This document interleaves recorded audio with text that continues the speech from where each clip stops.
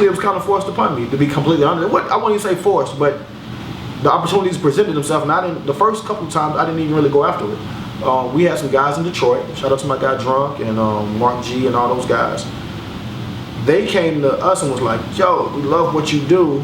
We want to do it here." And I was a little leery of it because the thing that makes Coalition DJs unique and special, well, Coalition DJs Atlanta, just as kind of refer specifically to my guys, is that we're a small, controlled team.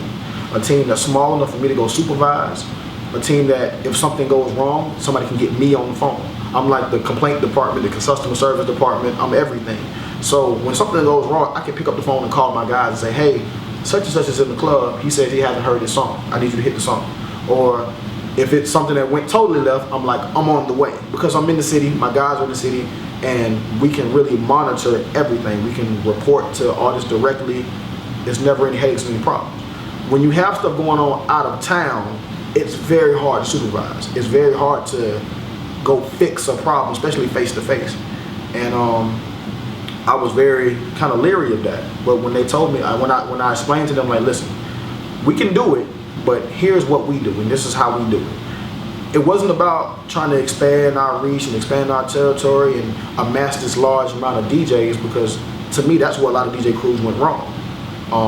When you have 1,000 DJs, there's no way in hell you can monitor and supervise and compensate 1,000 DJs. I mean, you just have to, you know what I'm saying? So with 10 guys, I mean, it's tough with 10. You know, I tell the artists all the time, like, you know how difficult it is to bust money down 10 ways, to have to deal with 10 opinions, 10 egos, 10 schedules, 10 personalities. Like, this is a difficult job, and that's with 10 guys. So when you're talking about 50, 100, 200, and then like I say, it's a tedious thing. But once I figured out what to do in Detroit and watched those guys do it, and they kept their team small and they followed what we did to the T, it was very easy to say, "All right, cool. Now we're just copying." It's like franchising. Now we're just copying what we did in Atlanta, putting it in Detroit and Houston and Dallas and Miami and now the Carolinas and soon to be Chicago. So, you know, we're actively looking for markets to bring in, but it's very, you know, it's a thought process behind it. It's not just, we should just go get Chicago. It's like, why should we go get Chicago? Is Chicago that relevant a market? Are the Carolinas that relevant a market? And if we get those markets, how are we going to utilize them? Is it just going to be so we can say we got more DJs, or is it going to be something that's beneficial to not only us but the artists? And the answer in all of the cases is yes. You can break an artist in Atlanta, but if he doesn't ever leave Atlanta, what do you really have? So you want to be able to send an artist like, "Hey, go see my guys in Charlotte. They're going to take care of you. They're going to run you around. They're going to put you in the right place that you need to be. Go see my guys in Detroit."